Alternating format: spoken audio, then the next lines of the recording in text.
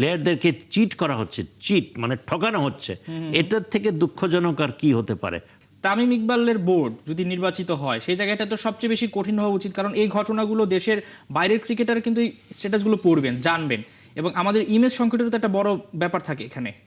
Obviously আমি এটাই তো প্রথমেই তো বললাম যে এটা খুব বাইরে একটা খুব নেতিবাচক একটা প্রভাব পড়বে, because international community will know যে বাংলাদেশের ক্রেডিবিলিটি কোথায় থাকবে।